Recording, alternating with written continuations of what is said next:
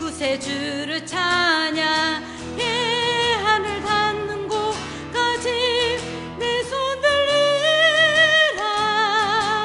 예수 나의 치료자. 다 같이 찬양하시겠습니다. 예수 나의 좋은 치료자. 예수 나의 좋은 치료자. 그의 눈이 머무는 곳은 나의 슬픔과 고통. 고개를 들어 그의 눈을 볼 때에 난 알았네. 예수 나의 좋은 치료자. 예수 나의 좋은 치료자. 예수 나의 좋은 치료자.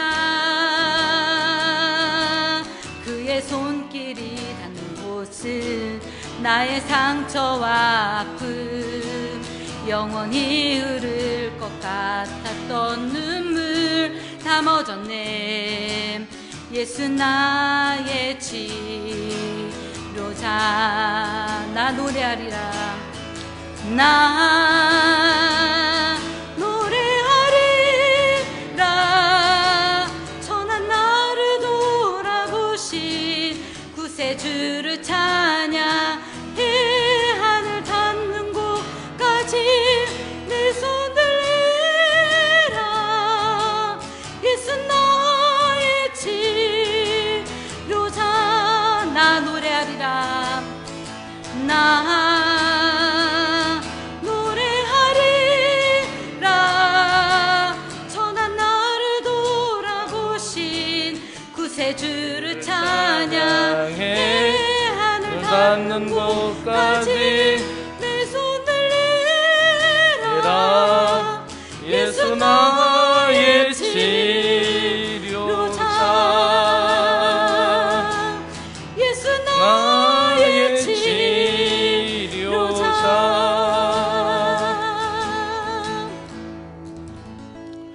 다 같이 기도드리겠습니다. 사랑의 하나님 아버지, 감사드립니다. 주일을 사랑하며 하늘 양식을 얻으며 예배 공동체를 이루게 하시며 말씀 안에 위안과 평화를 얻게 하시니 감사를 드립니다.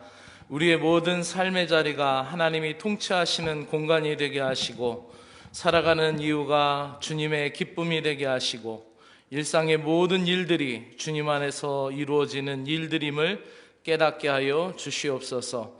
주님께 영광이 되고 주님께 늘 감사와 기쁨을 올려드리는 신자의 삶을 갖게 하여 주시고 또한 이웃을 향하여 가족을 향하여 우리가 그리스도인으로서 먼저 믿은 자로서 기도하는 자로서의 책임과 사명을 다할 수 있도록 은혜를 베풀어 주시기를 간절히 원합니다. 주님의 몸된 이 교회를 사랑해 주시고 그리스도의 연합을 이루는 유기적인 지체가 된 모든 군우들 한 사람 한 사람 이 밤에도 복 내려 주시고 영육간에 강건하게 하여 주실 걸 믿사오며 예수 그리스도의 이름으로 기도드리옵나이다. 아멘. 잘 나오죠? 이게 지금 요거 하나가 빠졌어요.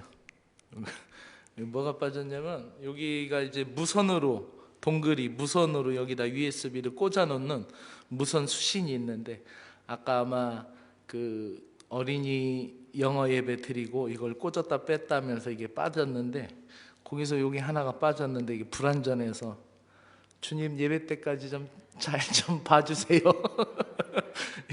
이게 끊지면은 성경 읽고 하는 게 이게 아주 우리 예배 드리는데 또 아주 좋은 효자 노릇을 하는 모니터인데 잘 나와야 돼요. 제가 고쳐놓을게요. 오늘도 아이들하고 같이 오늘도 두 번 데리러 갔어요. 두 번 데리러 가가지고 아이들 데리고 왔는데 미소는 오늘 못 나왔어요. 왜 못 나왔냐, 왜 안 나오냐 했더니 입을 옷이 없다고, 바지가 없다고 그래. 아마도 넷째가 태어나서 집안 살림 하는데 정신 없고 또 아이들 아마 그런 것 같아요. 오늘 우리 성공이가 뭐 입고 온지 아세요? 밑에 내복 입고 왔어요. 위에만 잠바 걸치고 위아래 내복 입고 있다가 제가 계속 가자고 했더니 위에 잠바만 걸치고 내복 입고 왔어요. 그래서 오늘 예배드릴. 근데 또 이 성공이가 명작이에요. 뭐라 그랬냐면, 사관님 껌 좀 그만 주세요. 이게 제가 그래서 사진 찍은 거예요. 저쪽에 있는 게 아이들 그 재미있게 먹으라고 껌 같은 거, 사탕 같은 거. 오늘 맥시봉하고 빵하고 바나나 우유하고 과자, 꽃갈콘 과자하고 이렇게 줬어요. 그래서 좀 다양하게 달라는 거예요. 그래가지고 알았다. 다양하게. 오늘 그래서 빵 주면서 제가 너네들 건 따로 사관님이 그것도 그 소세지 빵 있잖아요. 햄 소세지 빵을 사다가 줬는데 다음 주에는 피자 빵을 하는 게 좋을 것 같다고. 그래서 오늘 이제 아이들 끝내서 보내고 이제 전도사님하고 여사관하고 저하고 뒤에 앉아가지고 이제 기도하거든요. 우리 다 끝나고 나면 아이들을 위해서 기도하는데, 참 인간적인 마음으로 볼 때는 한없이 이게 우리 사역자들을 겸손하게 만드는 거다. 그래서 그래도 아이들이 이 예배당에 올 수 있다라는 게 무엇이냐. 그래서 우리 아이들을 위해서 복음을 심는데 우리가 주저하지 말자고 그렇게 기도하고 그렇게 사역자들끼리 서로 축복해 줬어요. 그래서 오늘도 스티커도 붙이고 또 달란트 시장 할 거니까 점수 많이 올리라고 했는데 아이들이 이제 곧잘 따라해요. 한번 이 영상을 한번 보실래요? 한 1분 정도밖에 안 되는데,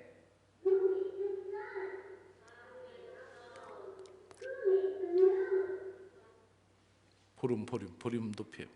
아이고, 죄송합니다. 한번 조금 더.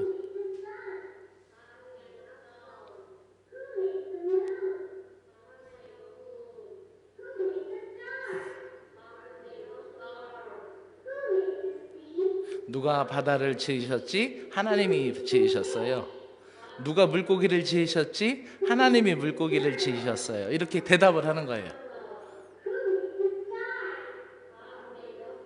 하나님이 지으셨어요. 하나님이 만드셨어요. 이렇게.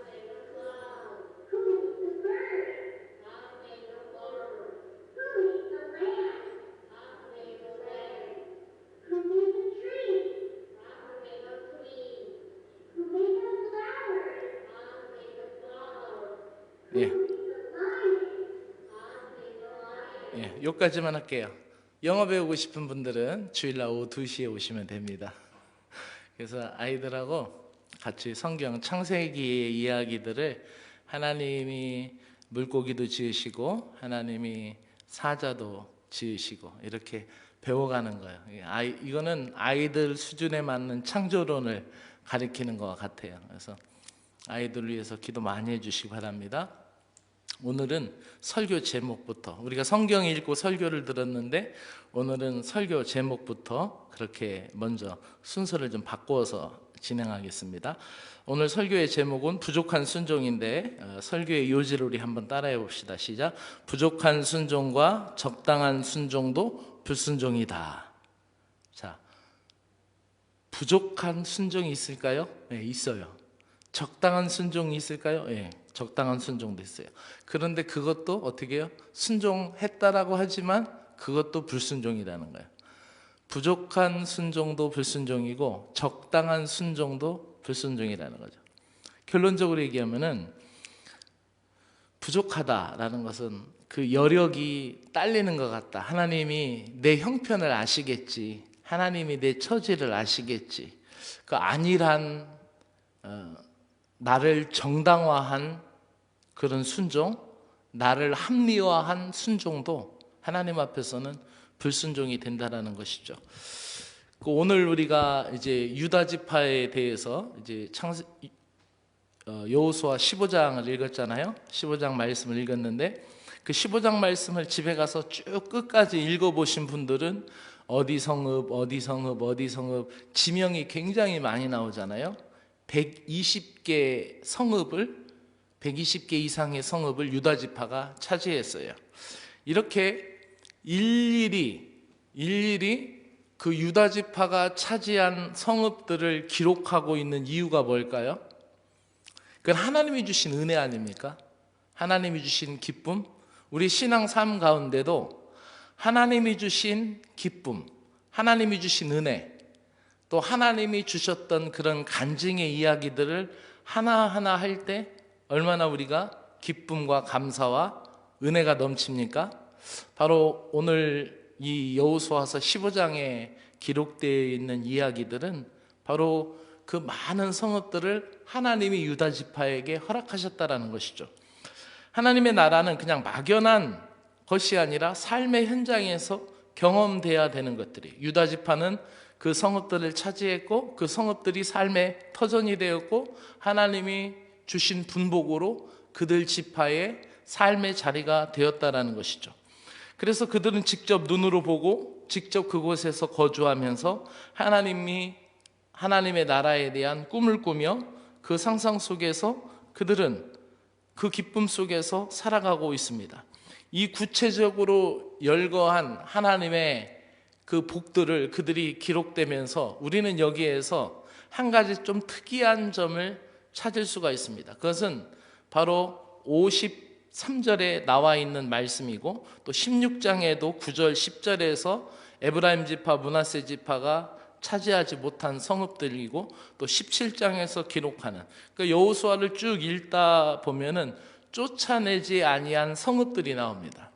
이 성읍들이 과연 어떠한 문제가 되었길래 그들에게 그런 불순종의 요소가 되고 그들에게 있어서 신앙의 어떠한 이유가 되었는지를 오늘 이 시간에 저와 여러분이 함께 알기를 원합니다. 우리가 그래서 하나님께 받은 그런 하나하나를 떠올리면서 우리는 하나님 앞에 더 감사할 수 있는 믿음의 신자들이 되어야 할 줄로 믿습니다. 여부수 족속에 대해서 쫓아내지 못한 이야기가 이제 좀 이따 읽을 건데 여호수아서 15장 63절에 기록됩니다.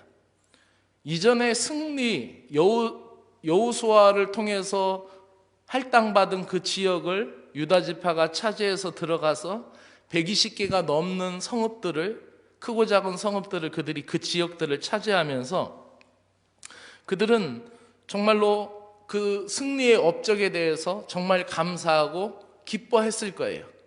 그런데 그것이 한 가지 잘못으로 인하여 그들에게 계속 치명적인 어려움을 가져다 준다는 거예요. 제가 이렇게 직접 여러분들하고 이런 것도 같이 붙이고 또 이런 도색도 같이 하고 교회를 이렇게 리모델링 하면서 하다 보면 이거 여기 좀 뭐가 묻었어. 그런데 그거 그냥 다음에 두지, 다음에 하지 라고 놔둔 거 있잖아요. 그게 다음에 치를 때까지 그냥 놔둬 있어. 이해가 되세요? 지금 저 게시판에 여러분 눈에는 안 보이지만 제 눈에는 이게 가식처럼 걸리는 게 있어요. 저 위에 거 저거 닦아야 되는데, 굽기 전에 닦아야 되는데 좀 이따 닦아야지 하고 그날 못 닦고 그 다음날 못 닦고 지금까지도 못 닦았어요.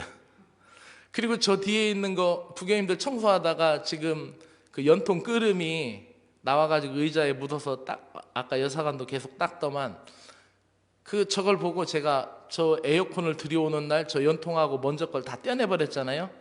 저거를 빼내야 되겠다.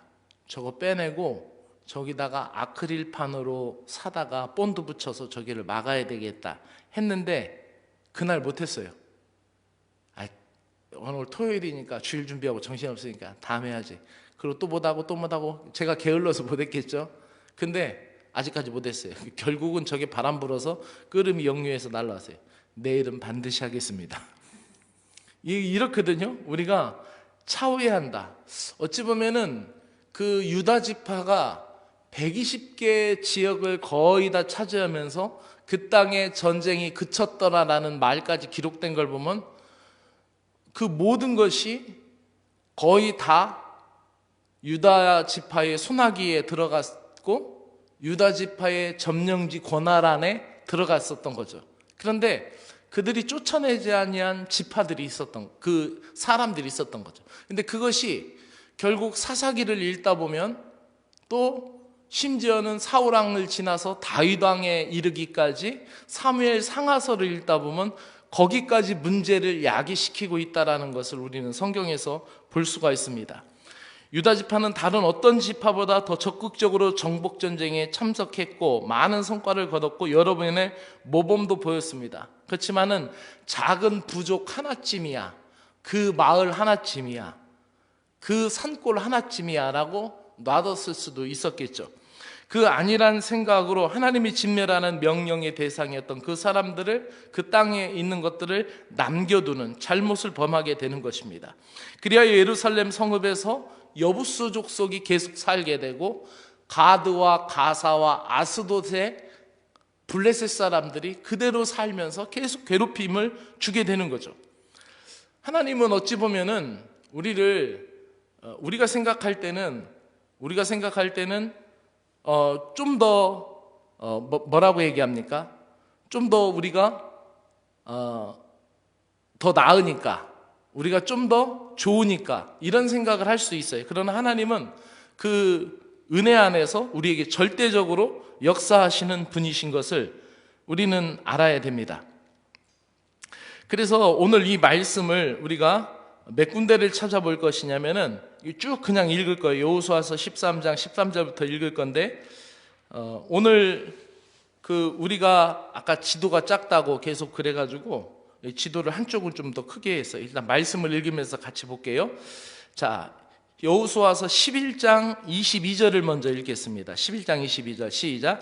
이스라엘 자손의 땅에는 아낙 사람이 하나도 남지 아니하였고 가사와 가드와 아스돗에만 남았더라. 자, 보세요. 이스라엘 백성들이 가나안 땅에 들어갈 때 가장 위협적인 존재는 어떤 사람들이었어요? 아낙 자손들이었어요. 그리고 모세 시대에 12 정탐꾼을 보냈을 때에 그 10명의 정탐꾼들이 불평했던 이유도 거기에서 장대한 아낙 자손들이 있었다라는 이유로 그들이 가나안 땅으로 들어가기를 두려워했고 하나님을 불신했고 불신앙적인 불순종하는 모습을 가졌어요. 근데 그들은 이제 어떻게 했어요? 아낙 자손들을 다 쫓았어요. 누가 쫓았어요? 헤브론에서 쫓아냈고 갈렙이 쫓아냈고 유다 지파가 쫓아냈고 아낙 자손들은 다 멸했어요. 근데 여기서 우리가 중요한 사람이 나옵니다. 어떤 사람이 어떠한 지명이 나오냐면은 여기에서 보면은 우리가 생각할 때 이 아낙 사람들은 다 멸했잖아요. 그렇게 무서워했던 사람들을. 근데 세 지명이 아주 특별하게 나옵니다. 한 지명 따라합시다. 가사, 그리고 가드, 아스돗. 이 세 지명이 나오는데 이 지역은 우리가 성경을 읽다가 자세히 보면은 아주 특별한 연유가 있는 그러한 지역들입니다. 왜 그렇습니까? 이 지역들, 가사는 어떤 곳입니까? 가사는 여러분들 사사시대로 넘어가서 사사기를 읽다 보면은 아주 힘이 장대했던 사사가 나와요. 그게 누구였어요? 삼손이었어요. 위대한 사람이었어요. 수천 명의 블레셋 사람들을 물리치고 또 이방 족속들을 물리쳤던 그런 사사고 이스라엘 백성들을 구원했던 사람입니다. 근데 사사기 16장 1절을 읽어보면은 아주 특별한 이야기가 나오죠. 우리 같이 읽어볼까요? 시작. 삼손이 가사에 가서 거기서 한 기생을 보고 그에게로 들어갔더니 라는 거예요. 세번역 성경을 읽어보면 삼손이 가사에 가서 창녀 하나를 만나 그 집에 들어갔다. 결국 망조가 여기서부터 든 거죠. 삼손은. 그래서 거기서 눈이 팔려서 나중에는 눈이 뽑히기까지 하고 결국은 그 하나님의 장중한 역사 앞에 그 뜻을 완전하게 이루지 못하게 되는 거예요. 자, 그렇다면은 우리가 처음에 읽었던 이 여호수아서 11장 22절에 나오는 가사, 이 지역은 바로 삼손을 죄에 빠지게 하고 삼손을 유혹해 했던 것이에요. 거기에 뭐가 남았었어요? 거기에는 가나안의 그 퇴폐적인 문화가 남아 있었고 가나안의 우상 숭배가 그대로 남아 있었다는 거예요. 왜냐하면 거기를 안 쫓아냈어요. 지도를 보면은 바로 그 지역이 이 지역입니다. 가사가 어디냐면은 가사가 여러분 보시는 그럼 지중해 연안이었어요. 항구 도시였어요. 예나 지금이나 항구 도시는 많은 사람들이 오가는 데였고 또 향락 산업이 번창한 지역이었어요. 이 가사에서 바로 삼손이 무너지게 되는 거죠. 또 가드라는 지명도 우리가 기억해 볼 수가 있어요. 이 가드라는 지역은 어떤 지역입니까? 블레셋의 장수였던, 기골이 장대했던 골리앗 장수를 여러분 기억하실 겁니다. 그리고 이스라엘을 괴롭혔고 이스라엘을 힘들게 했던 그 블레셋의 장수가 바로 이 가드 사람 블레셋이라는 이야기가 나옵니다. 그리고 또 한 지명을 보겠는데 거기가 바로 아스돗이라는 곳입니다. 보이세요? 네. 이 아스돗이라는 곳은 이스라엘 백성들이 이 블레셋 사람과 전쟁을 할 때 법궤를 가지고 나갔어요. 옛날에는 고대 시대 때는 이 신들과 신들의 전쟁이고 또 거기에서 그 신상을 가지고 나갑니다. 그래서 옛날 영화 같은 데 보면 굉장히 막 큰 것을 마차에다 싣고 가고 신상들을 싣고 가는 그런 모습도 보게 되죠. 근데 이스라엘에게서는 신은 하나님은 보이지 않으니까 말씀이신 법궤를 앞세우고 갔어요. 근데 그 법궤를 어떻게 합니까? 빼앗기죠. 엘리 제사장 때 뺏기게 되죠. 그리고 엘리의 두 아들도 죽게 되고.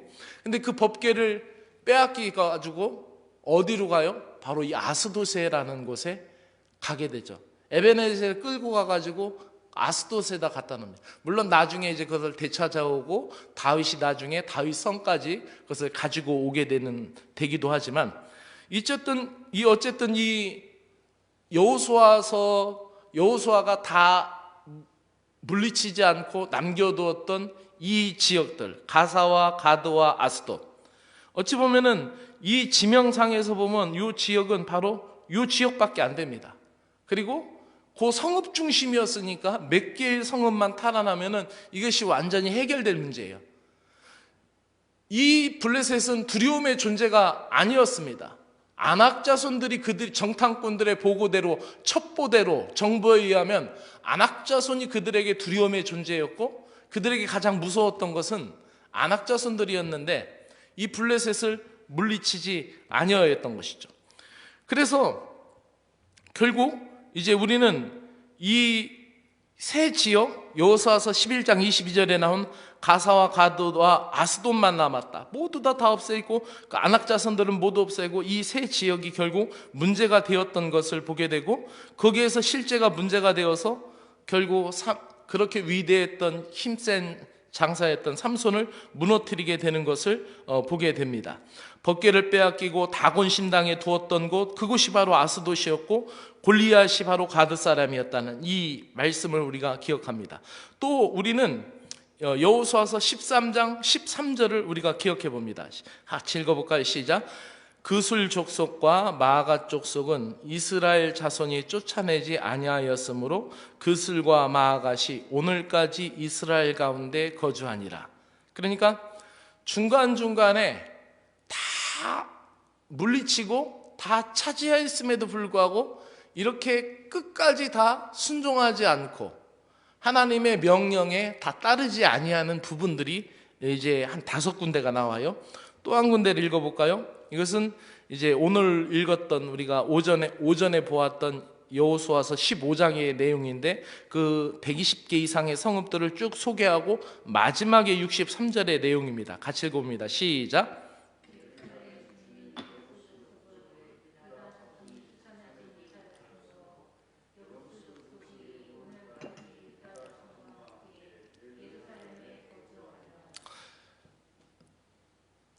그 예루살렘에 거주하면서 그들이 그 세력이 크지 않으니까 숨죽여 살았을 수도 있어요. 그들이 어찌 보면은 물깃는 자, 장작 패는 자 이런 일을 했을 수도 있겠고 사회 지도층으로는 못 나가고 사회 지배층으로는 못 나가고 허드렛 일을 하면서 살았을 수도 있어요. 그런데 이제 계속 사사시대가 끝나고 나서 이제 이 가나안 정복 시대가 끝나고 나면 사사기로 넘어가죠. 그럼 이 사사 시대를 넘어가고 나서 이스라엘 백성들이 또 계속해서 누구를 요구해요? 왕을 요구하죠. 그러면 이제 사사 시대가 끝나고 왕정 시대로 넘어갑니다. 왕정 시대로 넘어가서 첫 번째 왕이었던 사울 왕이 등극하게 되고, 이 사울 왕 때까지, 사사 시대를 거치며 사울 왕 때까지 뭐가 확장됩니까? 이 예루살렘에 사는 여부수 사람들의 세력이 확장됩니다. 그리고 다윗과 이제 사울과의 그 전투에서 결국은 다윗이 나중에는 승기를 잡아서 왕이 되어서 예루살렘으로 올라올 때, 예루살렘에 살던 이 여부수 사람들이 올라오지 못하게 합니다. 그러면서 뭐라고 얘기하냐면은, 우리의 눈 감은 자나 우리의 다리 저는 자도 너를 물리칠 수 있으니 너는 올라오지 마라, 이런 이야기를 합니다. 그러니까 이 다윗 시대에 가서 이미 예루살렘은 여부수 사람들이 굉장한 세력을 확장하고 굉장한 영향력을 끼치고 있었다라는 것을 우리는 볼 수가 있습니다. 그러므로 그들이 여부수 사람을 살려둔 것이 결국 후손들에게는 힘듦이 된 거예요. 여러분, 우리가 믿음으로 온전하지 않을 때 그 영향력은 어떻게 해요? 믿음의 다음 세대에게 악영향을 줄 수도 있다는 거예요. 우리가 불순종하면은 믿음의 다음 세대에 치명적인 결과를 가져다 줄 수도 있다는 얘기예요. 우리가 하나님 앞에 온전히 따르지 아니할 때 우리의 자손들, 믿음의 후손들이 그 역할을 대신 감당해야 된다라는 것이죠. 이제 16장, 오늘 주보에 나온 대로 16장 9절과 10절의 내용을 보면 이렇습니다. 우리 같이 읽어볼까요? 시작. 그 외에 므낫세 자손의 기업 중에서 에브라임 자손을 위하여 구분한 모든 성읍과 그 마을도 있었더라. 그들이 게셀에 거주하는 가나안 족속을 쫓아내지 아니하였으므로 가나안 족속이 오늘까지 에브라임 가운데 거주하며 노역하는 종이 되었더라. 자, 여기서 요셉의 지파, 두 지파가 나와요. 그 아들들이었던 므낫세와 에브라임이 나옵니다. 그 명분적으로 장자의 축복을 요셉도 받았어요. 그래서 요셉에게는 두 지파의 분량을 요셉 자손이 받은 거예요. 한마디로. 어쨌든 따지고 보면은 한 지파 아닙니까? 요셉 지파로 따지면. 근데 어떻게 됐어요? 므낫세 지파와 에브라임 지파로 나뉘어져서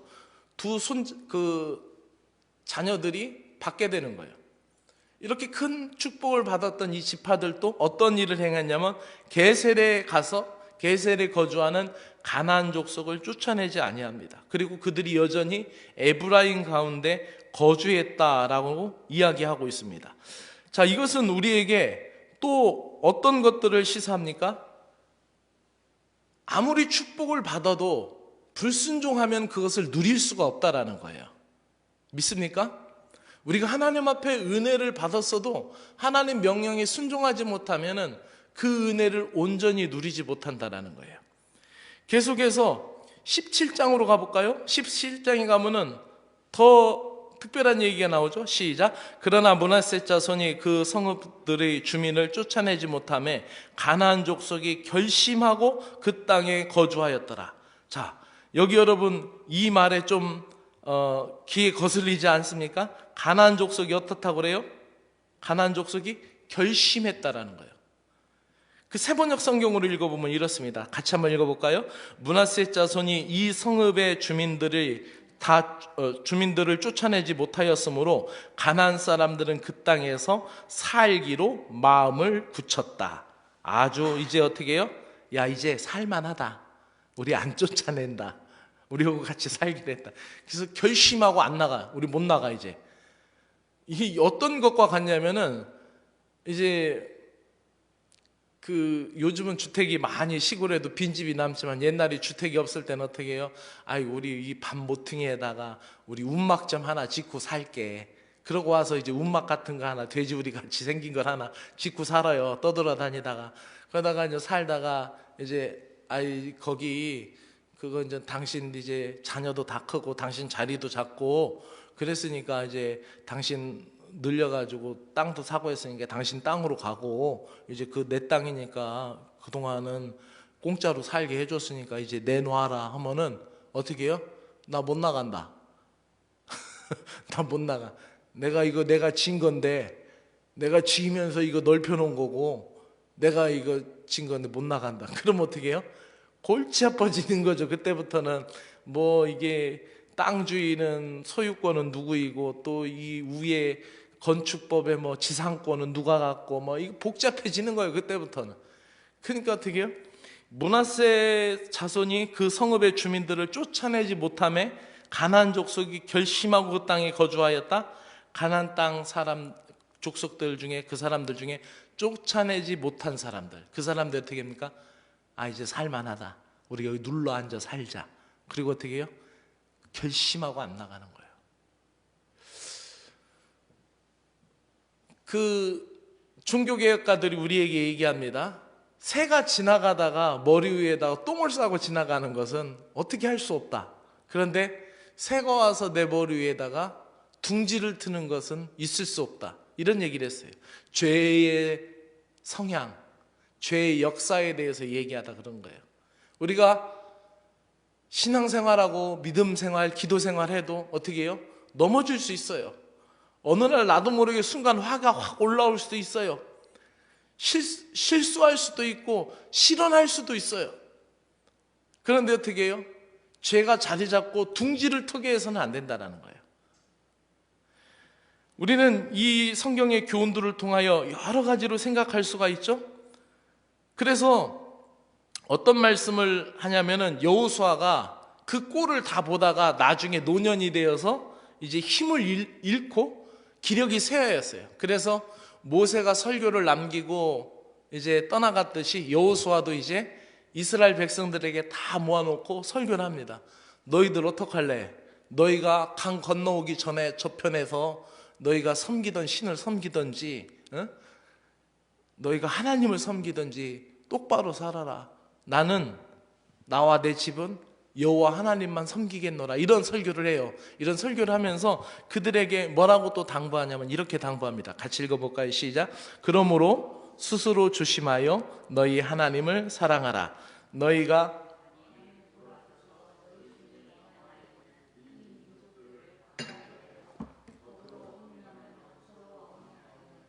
확실히 알라. 너희 쫓아내지 아니하시리니 그들이 너희에게 올무가 되며 덫이 되며 너희의 옆구리에 채찍이 되며 너희 눈에 가시가 되어서 너희가 마침내 너희 하나님 여호와께서 너희에게 주신 이 아름다운 땅에서 멸하리라. 자, 여호수아가 하는 이 마지막 설교에서 어떤 거 있습니까? 너희는 스스로 조심하여 하나님을 사랑하라는 거예요. 너희가 하나님 사랑받고 있고 너희가 하나님의 복을 받아 이 땅에 거주하지만 하나님을 만홀히 여기지 말라. 하나님의 이름을 함부로 부르지 말고 너희 뜻대로 자의로 해석하지 말고 하나님의 사랑을 너희가 만용하지 말고 하나님의 사랑에 대해서 너무 기만하지 말고 스스로 조심하여 하나님을 사랑하라. 그래서 신약에서는 이것을 바울은 뭐라고 해요? 너희는 두렵고 떨리는 마음으로 너희 구원을 이루라라고 말씀하는 거예요. 그러면서 너희가 만일 돌이켜 너희 중에 남아있는 이 민족끼리 가까이하여 서로 더불어 혼인하고 서로 왕래하면 이렇게 되면 어떻게 해요? 복잡해지는 거예요. 이제 우상 섬기는 뭐 며느리가 온다든지 불교 다니는 다곤 신을 섬기는 신랑을 맞았다든지 아세라 목상을 섬기는 며느리가 들어왔다든지 이 바알 신전을 드나들던 그런 처녀가 그건 이미 처녀가 아니죠. 그러면 그 바알 신전에 드나들던 여자가 며느리로 들어왔다든지 그러면 어떻게 해요? 그 악습을 그대로 재현하는 거예요.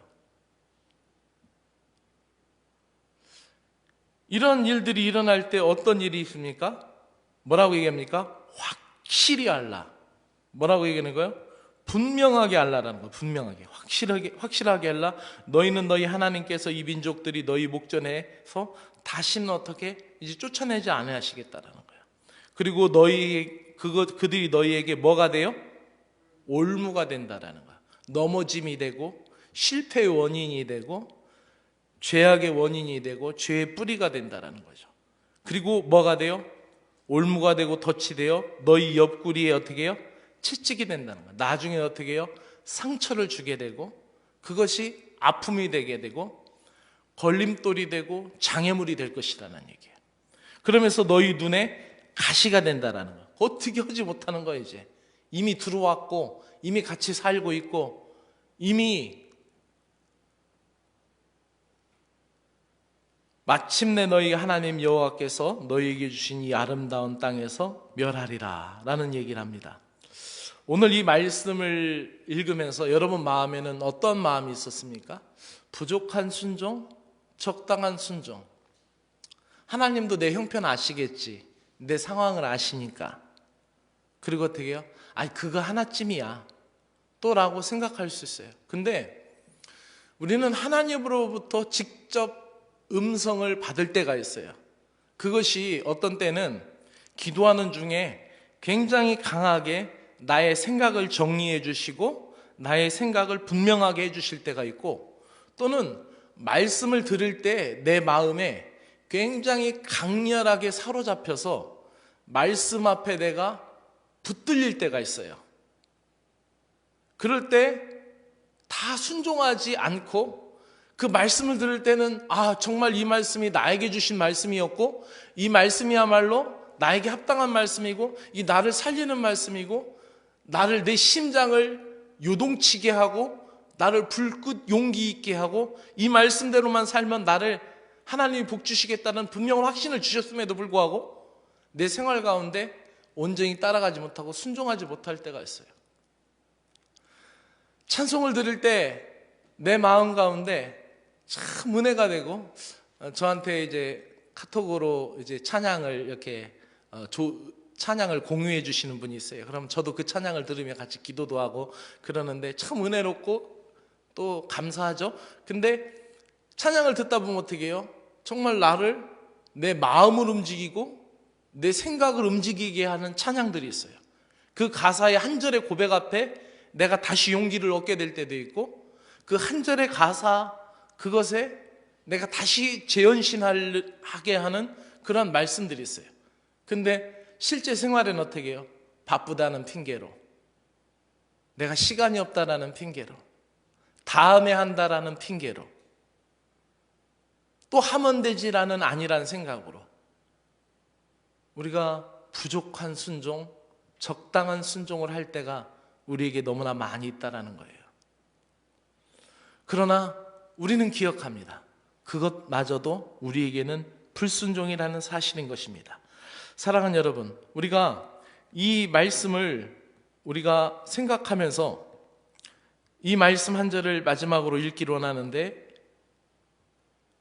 이사야 1장 19절의 말씀입니다. 같이 읽어볼까요? 시작. 너희가 즐겨 순종하면 땅의 아름다운 소산을 먹을 것이요. 아멘. 할렐루야. 너희가 즐겨 순종하면 어떻게 해요? 땅의 아름다운 것을 먹겠다는 거예요. 그리고 세 번역으로 한 번 더 읽어보겠습니다. 시작. 너희가 가까이 하려는 마음으로 순종하면 땅에서 나는 가장 좋은 소산을 먹을 것이다 라는 거예요. 우리가 신앙생활 하면서 그럴 때가 많이 있죠. 한 가지 예화를 드리고 마치겠는데요. 어떠한 유태인이 어느 목사님하고 외국에서 미국에서 이렇게 만나서 교제를 하다가 어떤 얘기를 했냐면 나는 안식일을 지키다가 혹시 내가 1분이라도 안식일을 조금 어겼든지 1분이라도 10분이라도 안식일을 잘못 지켰을까 봐 하루가 몇 시간이에요? 24시간이죠. 근데 자기는 안식일을 25분 25시간 지킨다라는 거예요. 왜냐면 1시간을 더 지킴으로 자기가 혹시라도 내가 1분이라도 10분이라도 내가 안식일을 어겼을까 봐 1시간을 더 지킨다는 거예요. 그걸 본 목사님이 혀를 차면서 아이고 참 고생이 많소. 왜 그렇게 살아? 그렇게 하면서 참 불쌍하다라는 듯이 얘기를 했대요. 그랬더니 그 유대인이 하는 이야기가 어떻게 했냐면 나는 야훼를 사랑하는 마음으로 안식일을 지키기 때문에 안식일이 즐겁다라고 그랬어요. 물론 그 유대인이 지키고 있는 오늘날의 안식일은 하나님이 원하시는 안식일이 아닐 수 있어요. 그렇지만 그 마음은 우리가 되새겨 보아야 할 생각이에요. 그렇죠? 내가 하나님 앞에 순종하는 거 사랑하면은 즐거워져요. 하나님 앞에 순종하는 거 즐거우면 감사하게 이어질 줄로 믿습니다. 할렐루야. 이 한 주간도 여러분에게 그와 같은 신앙의 은혜가 있기를 주님의 이름으로 축원합니다. 오늘도 말씀을 붙들고 함께 기도하기로 합니다. 여호와의 법을 즐겨 순종하게 하소서. 한 줄 동안도 승리하게 하소서. 말씀을 붙들고 함께 기도하기로 합니다. 기도합니다. 하나님 아버지, 여호와의 법을 즐겨 순종하기를 간절히 원합니다. 여호와 하나님을 사랑함으로 순종하게 하여 주시옵소서. 죄에 잠식당하지 않도록 나의 내면과 삶을 샅샅이 살피시고 작은 죄라도 철저히 회개하며 끊어내게 하여 주시옵소서. 하나님이 나에게 주신 영적 지경, 영적 필드, 교회와 가정과 일터에서 하나님의 말씀대로 순종하게 하시고 하나님의 법을 즐겨 순종할 때 아름다운 생명의 보화를 얻게 하여 주시고 말씀대로 행함으로 주님의 임재를 누리게 하여 주시기를 간절히 원하옵나이다. 유다 자손이 쫓아내지 못한 여보스 사람은 하나님만을 섬기는 순전한 신앙의 걸림돌이 되어서 유다 자손을 어렵게 했던 것을 기억합니다. 지금은 아무것도 아닌 듯이 보이지만 작은 구멍이 큰 댐을 무너뜨릴 수 있다라는 것을 신앙 세계, 영적인 세계에서도 경각심을 갖게 하여 주시옵소서.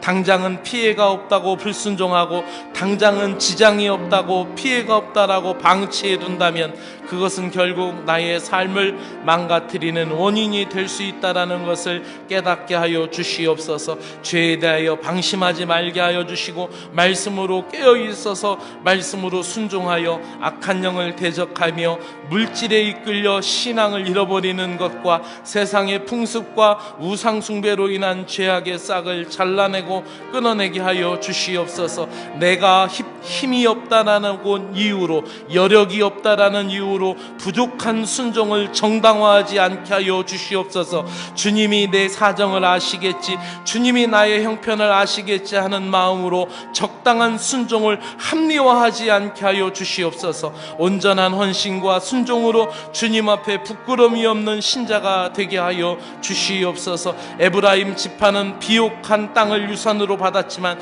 하나님의 명령을 순종하지 않고 게셀의 가나안 사람들을 쫓아내지 않고 노예를 부렸습니다. 노예를 부리면서 부를 축적하기를 원했던 것입니다. 하나님 아버지, 나의 이익이 먼저가 아니라 하나님께 순종이 먼저 되기를 소망합니다. 나 자신이 하나님의 말씀에 불순종하면서까지 물질에 이끌려 결국은 내가 노예가 되지 않게 하여 주시옵소서. 순종함으로 얻게 되는 영적 자산, 순종함으로 얻게 되는 영적 가치를 신앙의 더 큰 행복으로 누리게 하여 주시옵소서. 교만과 시기와 욕심으로 하나님의 뜻을 거스리고 있지는 않은지 뒤돌아봅니다. 하나님을 경외함으로 눈앞의 이익보다 신앙의 길을 선택하며 진정한 순종의 복을 누리게 하여 주시옵소서. 힘들고 어려운 자리에서 더욱 장자 역할을 감당하게 하시고 난처하고 힘든 상황에서 더 순종할 수 있는 믿음을 허락하여 주시옵소서. 믿음의 본이 가정의 부흥이 되고 교회의 부흥이 되고 성장이 되고 가정의 평화가 되고 일터의 능력이 되도록 복의 은총을 더하여 주시옵소서. 우리가 즐겨 순종하면 요단강도 갈라질 줄로 믿습니다. 우리가 즐겨 순종하고 묵묵히 순종하면 여리고성도 무너질 줄로 믿습니다. 감사함으로 순종하면 인간적인 한계마저도 뛰어넘도록 하나님이 역사하시는 손길을 경험하게 될 줄로 믿습니다. 이 한 주간에도 우리 사랑하는 군우들, 그 가정과 일터와 한 주간의 삶 가운데도 놀라운 복을 허락하여 주시옵소서. 능력이 하나님께서 저들의 마음을 붙잡아 주시고 저들의 마음을 일으켜 세워주시며 마음이 무너지지 않게 하시고 하나님 마음을 지켜가며 순종하여 하나님 앞에 드릴 수 있는 존귀한 백성들 될 수 있도록 은혜 베풀어 주시옵소서. 이 밤에도 하나님의 은혜가 함께하기를 소망하며 예수 그리스도의 이름으로 축복하며 기도드리옵나이다. 아멘. 주기도문 드립니다. 하늘에 계신 우리 아버지여, 이름이 거룩히 여김을 받으시오며 나라가 임하시오며 뜻이 하늘에서 이루어진 것 같이 땅에서도 이루어지이다. 오늘 우리에게 일용할 양식을 주시옵고 우리가 우리에게 죄 지은 자를 사하여 준 것 같이 우리 죄를 사하여 주시옵고 우리를 시험에 들게 하지 마옵시고 다만 악에서 구하시옵소서. 나라와 권세와 영광이 아버지께 영원히 있사옵나이다. 아멘.